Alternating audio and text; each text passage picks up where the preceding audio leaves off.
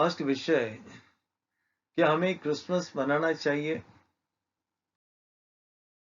25 दिसंबर को पूरी दुनिया क्रिसमस मनाती है।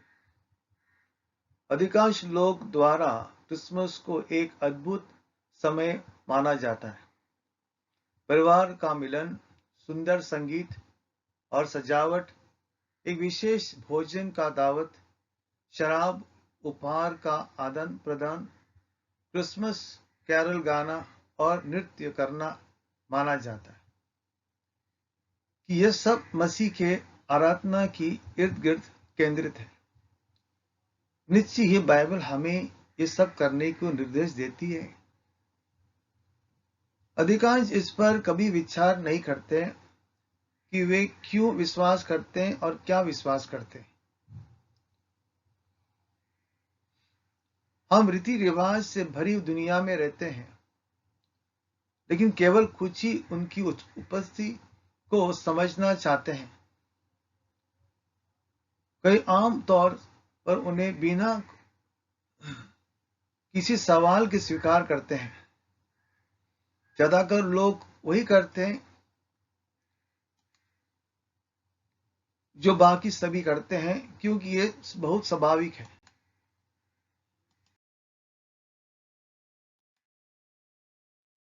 अब आइए देखेंगे कि यीशु मसीह का जन्म के बारे में बाइबल क्या कहती है।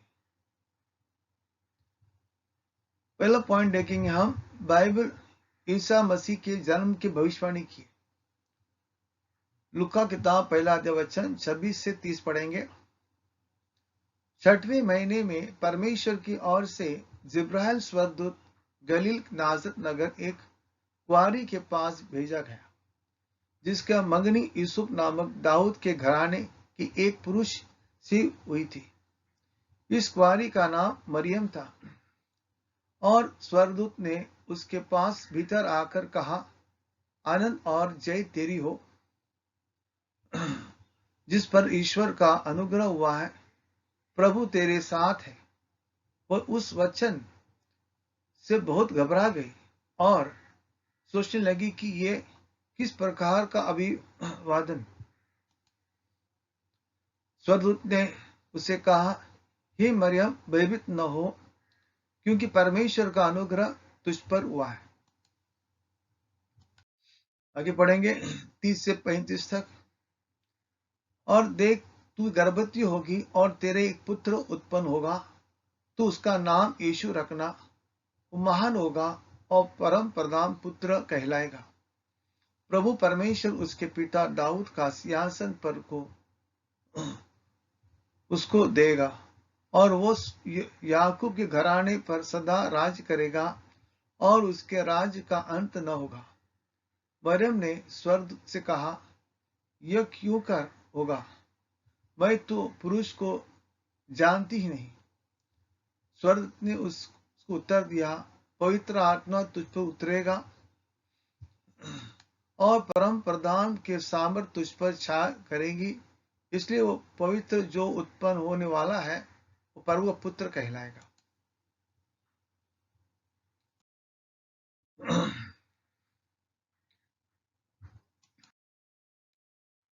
आगे देखेंगे, दूसरा पॉइंट देखेंगे। बाइबल का उल्लेख है कि मरियम गर्भवती धारण पवित्र आत्मा का द्वारा की गई थी।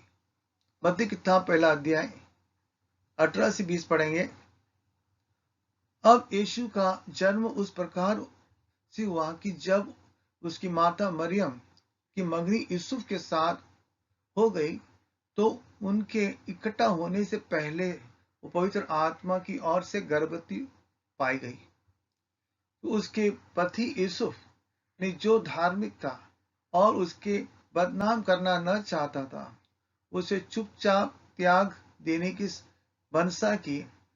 जब वो इन बातों सोची में था, तो प्रभु का स्वर्गदूत उसे सपने में दिखाई देकर कहने लगा, यूसुफ दाऊद के संतान, तू अपने पत्नी मरियम को अपने यहां से ले जाने के लिए मत डर, क्योंकि जो उसके गर्भ में है वो पवित्र आत्मा की ओर से है। आगे पढ़ेंगे 21 से 25 से पढ़ेंगे। वो पुत्र को जनेगी और तू उसका नाम यीशु रखना, क्योंकि वह अपने लोगों का उनके पापों की से उद्धार करेगा। यह सब इसलिए हुआ कि जो वचन प्रभु ने भविष्यवक्ता के द्वारा कहा था वो पूरा हो, कि देखो एक कुंवारी गर्भवती होगी और एक पुत्र को जनेगी, उसका नाम इमैनुअल रखा जाए, जिसका अर्थ है यह है परमेश्वर हमारे साथ है। तो यीशु नींद से जाकर प्रभु के दूत की आज्ञा अनुसार अपनी पत्नी को अपने यहाँ ले आया और जब तक वो पुत्र को न जनी तब तक उसके पास न गया और उसने उसका नाम यीशु रखा।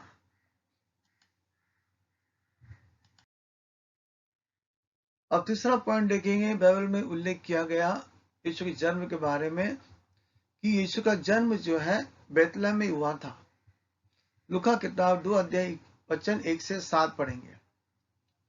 उन दिनों में अगस्ता कैसर की ओर से आज्ञा निकली कि सारी जगत के लोगों के नाम लिखे जाए। यह पहली नाम लिखाई उस समय हुआ जब क्विरिनियस सूरिया के हकीम था, और जब लोग नाम लिखवाने के लिए अपने अपने नगर को गए, तो यीशु भी इसलिए कि वो दाऊद के घराने का वंश का था, गलील के नासरत नगर में यहूदा में दाऊद के नगर में बेतलहम में को गया, कि अपने मंगेतर मरियम के साथ जो गर्भवती थी नाम लिखवाए। वह रहते हुए उसके जन्म के दिन पूरे हुए और वो अपना पहलौठा पुत्र जनी और उसके कपड़े में लपटा कर चरनी में रखा, क्योंकि उनके लिए सराय में जगह नहीं था।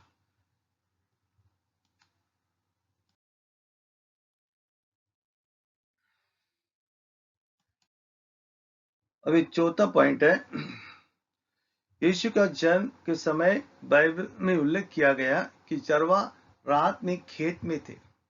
लूका किताब 2 अध्याय वचन 8 से 10 पढ़ेंगे, 8 से 11 पढ़ेंगे।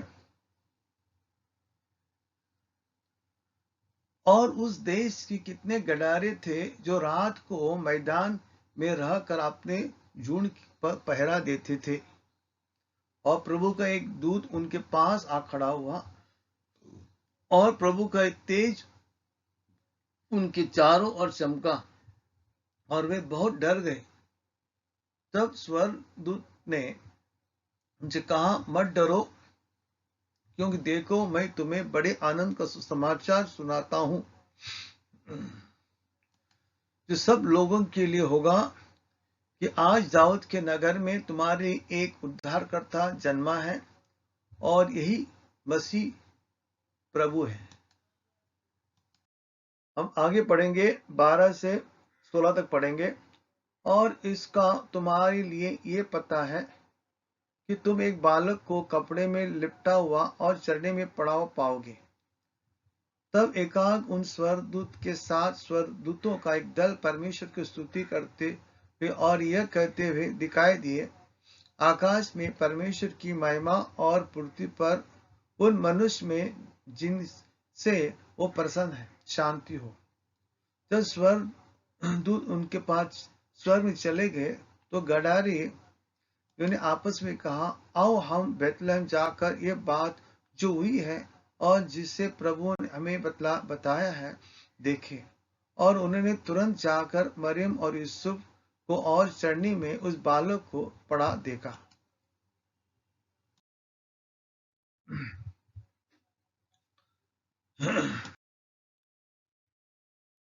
बाइबल में 5वां पॉइंट देखते हैं हम लोग। बाइबल में 8 दिनों में यीशु का खतना होने के जिक्र है। लूका किताब 2 वचन 21। जब 8 दिन पूरे हुए और उसके खतने का समय आया, तो उसका नाम यीशु रखा गया, जो स्वर्गदूत ने उसके पेट में आने से पहले कहा था। पॉइंट नंबर 6 में पढ़ेंगे, लिखा है कि यीशु और मरियम के शुद्धिकरण के बाद उन्हें यरूशलेम के मंदिर में ले गए। लूका किताब 2 अध्याय 22 से 24। और जब मूसा की व्यवस्था के अनुसार उनके शुद्ध होने के दिन पूरे हुए तो वे उसे यरूशलेम में ले गए कि प्रभु के सामने लाए। जैसा कि प्रभु की व्यवस्था में लिखा है कि हर एक पहलौठा प्रभु के लिए पवित्र ठहराएगा। और प्रभु की व्यवस्था के वचन के अनुसार पंडुकों का एक जोड़ा या कबूतर के 2 बच्चे लाकर बलिदान करें। तो 8वां पॉइंट देखेंगे, कुछ दिन बाद ज्योतिषी लोग मिले। मत्ती किताब 2 अध्याय 1 से 6 पढ़ेंगे। हेरोदेस राजा के दिनों में जब यहूदिया के बैतलहम में यीशु का जन्म हुआ तो देखो, पूर्व से कई ज्योतिषी यरूशलेम में आकर पूछने लगे कि यहूदी का राजा किसका जन्म हुआ कहाँ है, क्योंकि हमने पूर्व में उसका तारा देखा है और उसको प्रणाम करने के लिए आए हैं। यह सुनकर हेरोदेस राजा और उसके साथ सारा यरूशलेम घबरा गए और उसने लोगों से सब महायाजकों शास्त्रियों को इकट्ठा करके उनसे पूछा कि मसीह का जन्म कहाँ होने चाहिए। उन्हें उनसे कहा, यहूदी के बैतलहम में, क्योंकि भविष्यवक्ता के द्वारा लिखा है कि ये बैतलहम जो यहूदा देश में तो किसी रीति से यहूदा के अधिकारियों में सबसे छोटा नहीं, क्योंकि तुझ में से एक अधिपति निकलेगा जो मेरा प्रजा इस्राएल की रखवाली करेगा। आगे पढ़ेंगे 7 से 11। तब हेरोदेस ने ज्योति को चुपके से बुलवाकर उनसे पूछा कि तारा ठीक किस समय दिया था। और उसने यह कहकर उन्हें बैतलहम भेजा कि जाकर तू बालक की विषय में ठीक ठीक मालूम करो। जब वह मिल जाए तो मुझे समाचार दो ताकि मैं भी आकर उसको प्रणाम करूं। वे राजा की बात सुनकर चले गए और देखो, जो तारा उन्हें पूर्व के देखा था वह उनके आगे आगे चला और जहां बालक था यह जगह के ऊपर पहुंचकर ठहरा गया। उस तारे को देखकर वे अत्यंत आनंदित हुए और उस घर में पहुंचकर उस बालक को उसकी माता मरियम के साथ देखा और मुंह के बल गिरकर उसे प्रणाम किया और अपना अपना थैला खोलकर उसे सोना और लोबान और गंधरस भेंट चढ़ाया।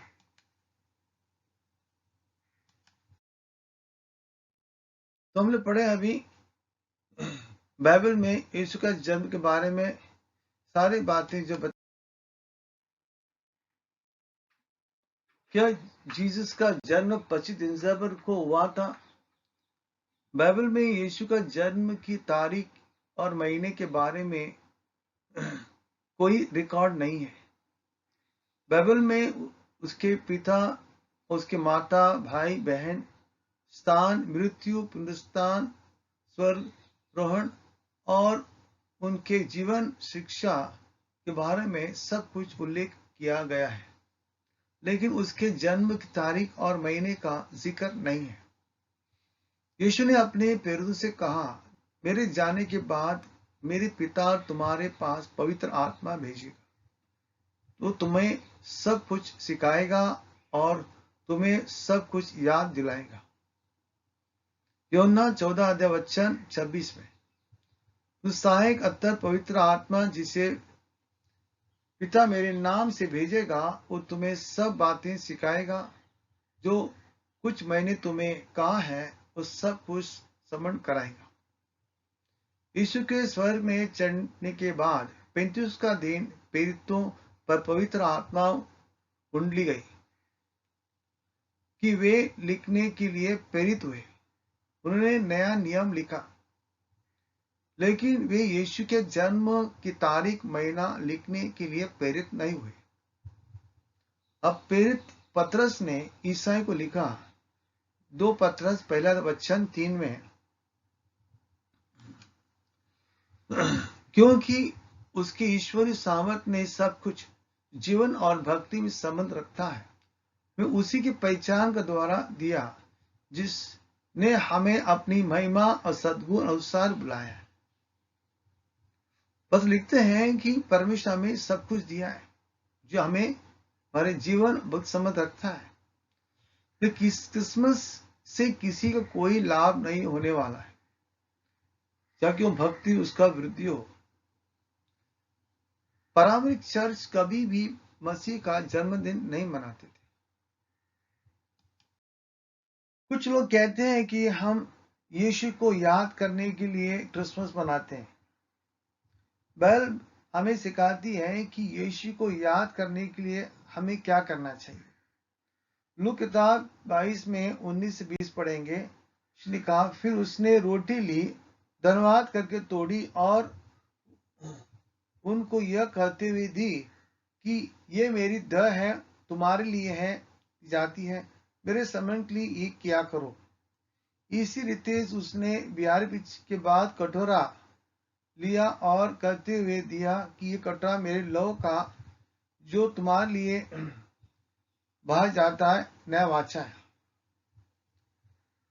प्रेरित पौलुस ने क्रांति मंडली को कलीसिया को लिखा कि प्रभु यीशु को याद करने के लिए उन्हें क्या करने की आवश्यकता है। पहला करंती में 11 अध्याय वचन 23 से 26 पढ़ेंगे। ये बात मुझे प्रभु से पहुंची और मैं तुम्हें भी पहुंचा दी। प्रभु यीशु जिस रात वो पकड़वाए गए रोटी ली, धन्यवाद करके तोड़ी और कहा, ये मेरी देह है, तुम्हारे लिए है, मेरे समरण के लिए किया करो। स्थिति से उसने बिहारी पीछे कटोरा भी लिया और कहा, ये कटोरा मेरे लहू का नया वाचा है, जब कब पियो तो मेरे समरण के लिए ही किया करो।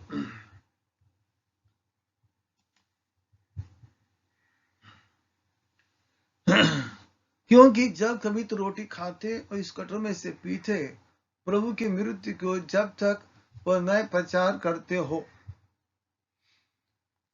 चर्च का उदाहरण प्रभु भोज यीशु का याद करने के लिए पालन करते थे। प्रेरित कामों 20 वचन 7 पढ़ेंगे। सप्ताह के पहले दिन जब रोटी तोड़ने के लिए इकट्ठा हुए। बाइबल हमें सिखाती है कि यीशु मसीह के याद करने के लिए हमें क्या करना चाहिए। प्रेरित युग में ईसाई ने प्रभु भोज को यीशु के मृत्यु के स्मारक में रूप में मनाया। यह बाइबल में प्रभु द्वारा अधिकृत है। ये बताया गया है कि इसका पालन कब करना है, बताया गया है कि इसका कहाँ मनाया जाए, जैसा कि बताया गया कि इसका पालन कैसे करें। क्रिसमस के बारे में यह बाइबल में अधिकृत नहीं है।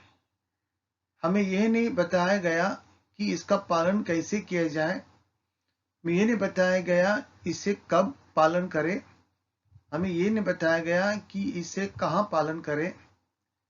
प्रेरित युग में किसी भी ईसाई ने इसका पालन नहीं किया। धर्म त्यागी ईसाई द्वारा देर से शुरू की गए ये परंपरा। परमेश्वर नहीं चाहता कि उसका पुत्र चरणी में पड़ा हुआ बच्चे के रूप में याद रखे, बल्कि पीड़ित और पुनर्जीवित उद्धारकर्ता के रूप में याद रखे।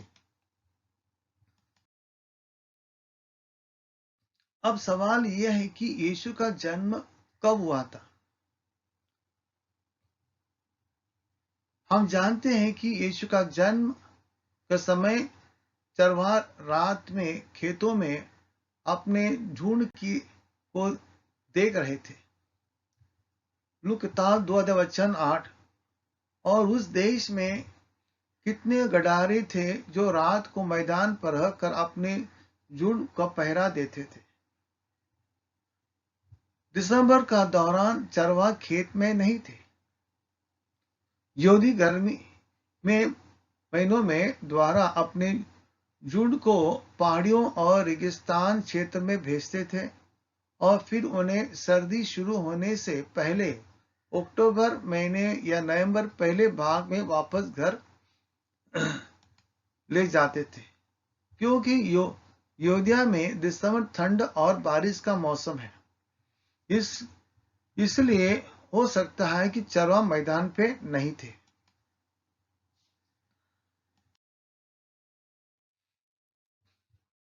यीशु के माता पिता रोम जनगणना में पंजीकरण करने के लिए बेतलेहम आए थे। लूक किताब 2 अध्याय 1 से 4 में लिखा है, उन दिनों में अगस्त कैसर की से आज्ञा निकली कि सारे जगत के लोगों का नाम लिखे जाए। यह पहला नाम लिखाई गई उस समय जब क्विरिनियस सूरिया का हकीम था, और सब लोग नाम लिखवाने के लिए अपने अपने नगर गए। यीशु भी इसलिए कि वो दाऊद के घराने के वंश का था, गलील नासरत नगर में, यहूदिया में दाऊद नगर बेतलेहम में गया। इस तरह की जनगणना सर्दी में नहीं की जाती है। जब तापमान अक्सर ठंडा नीचे चला जाता है और सड़कें खराब स्थिति में हैं, तो इसी परिस्थिति में जनगणना करना असफल होता है। तो यानी हम देखते हैं, पहला पॉइंट देखा यहाँ पर कि जब लिखा है कि यीशु का जन्म हुआ, तभी चरवाहे जो है वो मैदान में थे। तो अगर ये ठंडी का मौसम था तो चरवाहे मैदान पे नहीं होते, यानी इस जन्म हुआ था जब उस महीना ठंडी का नहीं था। अगर ठंडी का महीना होता तो चरवाहे जो है मैदान पर नहीं होते। तो पॉइंट देखिए कि यीशु का माता पिता जनगणना के लिए पंजीकरण करने के लिए बेतलेहम गए। अगर वो ये मौसम ठंडी का होता तो ये जनगणना जो होता है वो असफल होता है, यानी उस समय ठंडी का नहीं था। मसीह का जन्म किस महीने और किस दिन हुआ था? यीशु का जन्म के समय के संबंध में ऐतिहासिक विद्वानों की कैलकुलेशन,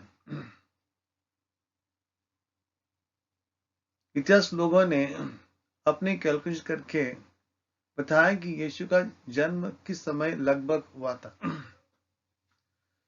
अगस्त 27 बीसी में रोमन साम्राज्य का शासक बना और 4 एडी तक शासन किया जब उसकी मृत्यु हुई। लूक पता 1 अध्याय वचन 5 लिखा है, यहूदी के राजा हेरोदेस के समय अबिया का दल में जकरयाह नामक एक याजक था। उसकी पत्नी आरोन के वंश की थी, जिसका नाम एलिशबा था।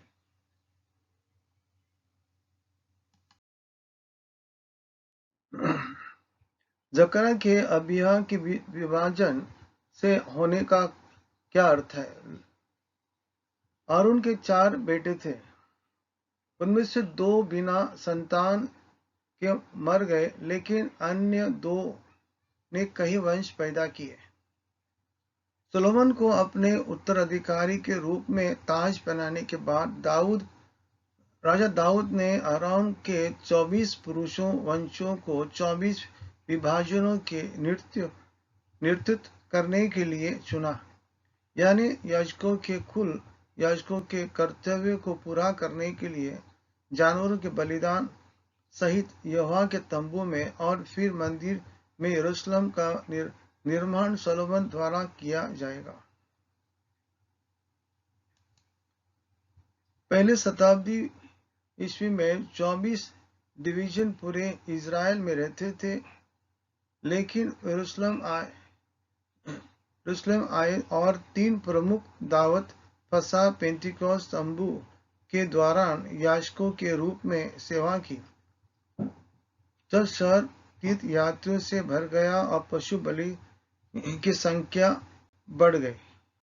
इन पूर्वों के बीच 24 मंडलों ने बारी बारी से हमेशा एक ही क्रम में हर 6 महीने में एक बार यरूशलेम लौटने के लिए एक सप्ताह के लिए याजक के रूप में सेवा करने के लिए सब्त के दिन शुरू और सप्ताह होने के लिए प्रथम विभाग ने सुबह से बलिदान का प्रदर्शन किया। 9 बजे से दोपहर तक और आने वाले दल ने दोपहर से बलिदान को दोपहर से दोपहर 3 बजे तक किया। पहला इतिहास 24 अध्याय वचन 1 से 5। फिर आरोन की संतान के दल ये थे।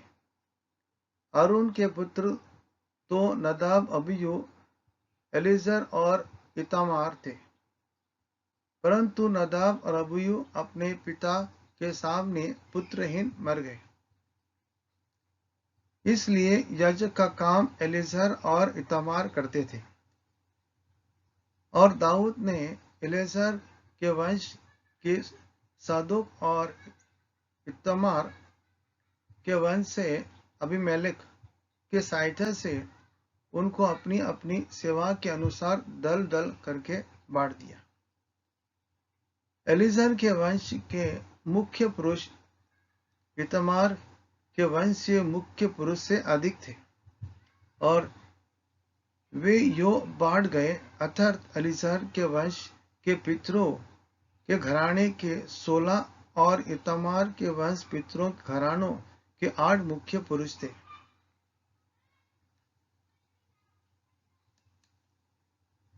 तब वे चिट्ठी डालकर बराबर बाढ़ गए, क्योंकि एलीजर और इतामार दोनों के वंश में पवित्र स्थान के हकीम और परमेश्वर के हकीम नियुक्त किए गए थे।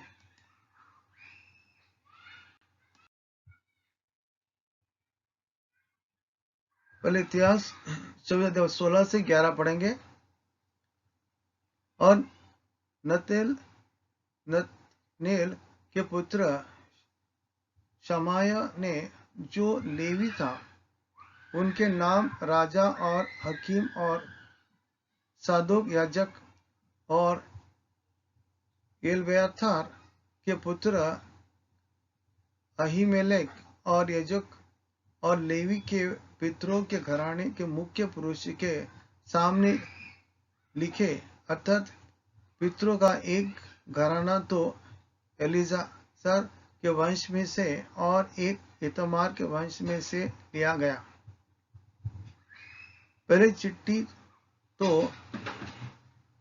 अयोयरीब के और दूसरा यदायाह, तीसरा हरीम और चौथा शोरीम और पांचवा मल्किया और छठवां मियामीन और सातवें हकोस और 8वें अबियहा के और 9वीं यीशु के और 10वीं शनाया के,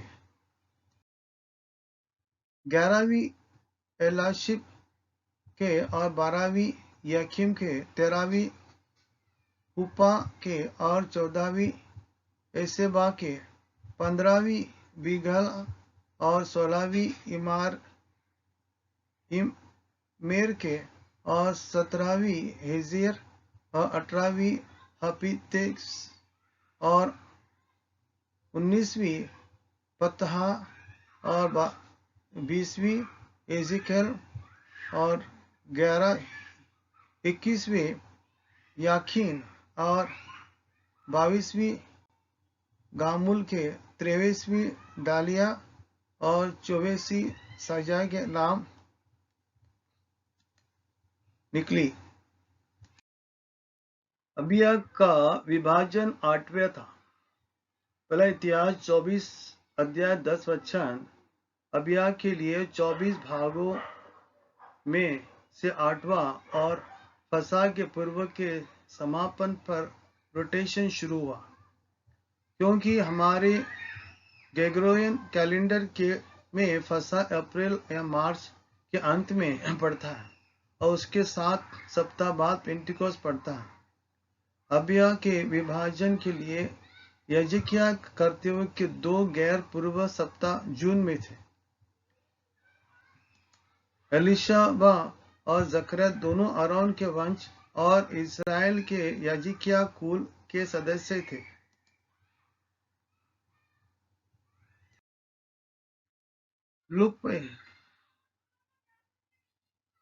लूक पहला अध्याय 8 और 9। जब वह अपने दल की पारी पर परमेश्वर के सामने याजक का काम करता था, तो याजकों की रीति के अनुसार उसके नाम पर चिट्ठी निकली कि वो प्रभु के मंदिर में जाकर धूप जलाए। वाक्यांश अबिया का मार्ग उन याजकों के समूह को संदर्भित करता है जिनके लिए जकरिया सिवन मई जून के महीने में मंदिर में सेवा करते थे। ऐतिहासिक गणना 13 से 19 जून में उनकी सेवा रखी गई। जकरिया ने कदाचित सेवा के तीसरे सप्ताह में अपनी मंदिर सेवा पूरी की। बाद में वो घर लौट आया। एलिशबेथ ने जॉन द बैप्टिस्ट को गर्भ धारण किया। यह जून के अंतिम सप्ताह के आसपास होगा।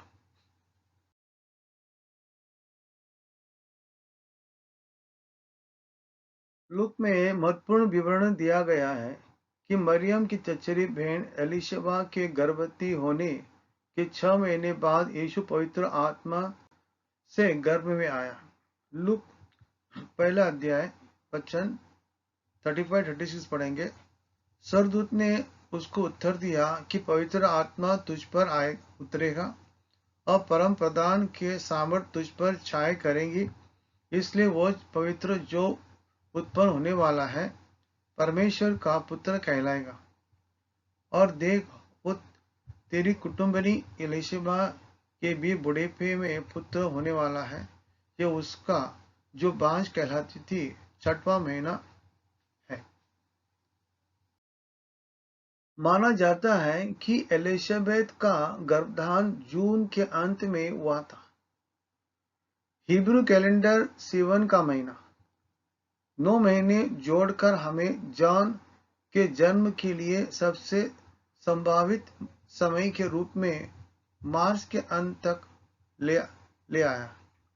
हिब्रू कैलेंडर आधार का महीना 1 और 6 महीने यूहन्ना और यीशु के बीच की उम्र का अंतर जोड़ना हमें सितंबर के अंत में यीशु का जन्म संभावित समय में रूप में लाता है। तो मरियम का गर्भधान हिब्रू कैलेंडर किसली महीने में हुआ, यानी नवंबर दिसंबर। यीशु का जन्म शायद हिब्रू कैलेंडर में तीसरे ही महीने में हुआ था, जो सितंबर का अंत में था। ऐतिहासिक गणना के अनुसार यह स्पष्ट है कि यीशु का जन्म 25 दिसंबर को नहीं हुआ था, लेकिन सितंबर के अंत के आसपास जब चरवा खेत में थे। क्रिसमस की उत्पत्ति यीशु के जन्म से बहुत पहले रोमन साम्राज्य 25 दिसंबर को बुरमलया का मूर्ति पूजक त्योहार मनाता था। यह रोमन सूर्य देवता मित्रा का त्योहार है। रोमन सूर्य देवता मित्र को शनि भी कहा जाता है। वो बुआई की देवता है। 3री शताब्दी के दौरान उत्पीड़न, झूठी शिक्षा और संसारिक के कारण चर्च धर्म त्याग में चला गया। लगभग 3.5 वर्ष कॉन्स्टेंटिनोपल सम्राट बने। वे पहले व्यक्ति थे जिन्हें ईसाई कहा जाता था। इतिहासकारों का कहना है कि उसे मसीह में कोई दिलचस्पी नहीं थी, हालांकि वो अपने साम्राज्य को एकजुट कर रहा था। वह अन्यजातियों और ईसाइयों को हम उत्सव मनाने के लिए प्रोत्साहित कर सके। इससे उसके शासन में एक साथ बांधने में मदद मिलेगी।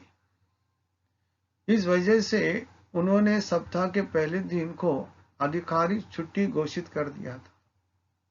अन्यजातियों ने उस दिन को सूर्य का सम्मान में रखा और उसे संडे कहा। और ईसाइयों ने उस सप्ताह के पहले दिन को लॉर्ड्स डे के रूप में मनाया। कॉन्स्टेंटाइन ने उस दोनों को एक साथ लाने के लिए उस उम्मीद में उसी दिन को कानूनी छुट्टी घोषित कर दिया। इसलिए जब रोमन ईसाई ने मसीह के जन्म के सम्मान में एक दिन की तलाश शुरू की, तो बिशप लिबेरियस, जो सरकार का मित्र था, मदद करने के लिए तत्पर था। यह अभी हुआ कि मूर्तिपूजक रोमन ने वर्ष से 25 दिसंबर को सूर्य देवता के सम्मान में विशेष वार्षिक छुट्टी में रूप में मनाया, और इसलिए ईसा के लगभग 400 साल बाद 25 दिसंबर को मसीह के जन्म के सम्मान में एक विशेष दिन के रूप में मनाया जाने लगा। फिर से लोग ने वास्तव में यह नहीं सोचा था कि उस दिन मसीह का जन्म हुआ था। उन्होंने केवल उसके जन्म के तत्व के सम्मान में बनाया। समय बीतने के साथ रोमनों ने फैसला किया कि सभी को 25 दिसंबर को मसीह का जन्म का सम्मान में मनाना चाहिए, लेकिन हर कोई इस नियम को मानने के लिए तैयार नहीं था। रोमन मूर्ति पूजक पहले से ही 25 दिसंबर को सूर्य देवता के सम्मान में विशेष वार्षिक दिवस के रूप में मना रहे थे। यह बेबीलोन का एक प्राचीन त्योहार था जो सूर्य देवता का पूजा करता था, जो सूर्य का अवतार होना था। उनकी परंपरा के अनुसार सूर्य देवता का जन्म शीतकाल में हुआ था। एल बच्चे ये शिशु का नाम था। एल दिवस यीशु जन्म से बहुत पहले 25 तारीख को मनाया गया था। तीसरी शताब्दी के दौरान चर्च धर्म त्याग में चला गया। रोमन के बिशप लिबेरियस ने 354 एडी में आदेश दिया कि 25 दिसंबर को ईसा मसीह के जन्म तिथि के रूप में अपनाया जाए। लिबेरियस ने क्रिसमस होने का कारण बताया। हमारे पास हर संत के लिए मास है, लेकिन क्राइस्ट के लिए कोई मास नहीं है। इसलिए उन्होंने क्राइस्ट के नाम पर एक मास रखा, इसलिए क्राइस्ट मास कहा गया। तो क्रिसमस परमेश्वर द्वारा अधिकृत नहीं है, इसलिए यह बाइबल में नहीं है। मसीह ने इसकी आज्ञा नहीं दी है, न ही प्रेरित ने इसे मंजूरी दी है, न ही प्रारंभिक चर्च ने इसे मनाया। जैसा कि कैथोलिक चर्च बिशप की मदद से रोमन प्राधिकरण द्वारा अधिकृत किया गया था, इसे मनाने से किसी को कोई लाभ नहीं होता। आध्यात्मिक नैतिकता और ईश्वरता को विकसित करने के लिए क्राइस्ट के नाम पर लोग क्रिसमस मनाते हैं, लेकिन न तो पूर्व में मसीह है न उनके जीवन में।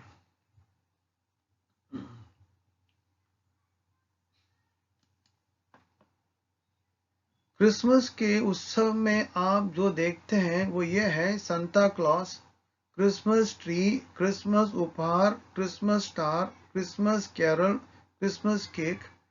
ये कुल व्यावसायिक अंधविश्वास और बुत परस्ती है। तो क्रिसमस रोमन बुत परस्ती से निकला है। इसका मसीह के जन्म से कोई लेना देना नहीं है।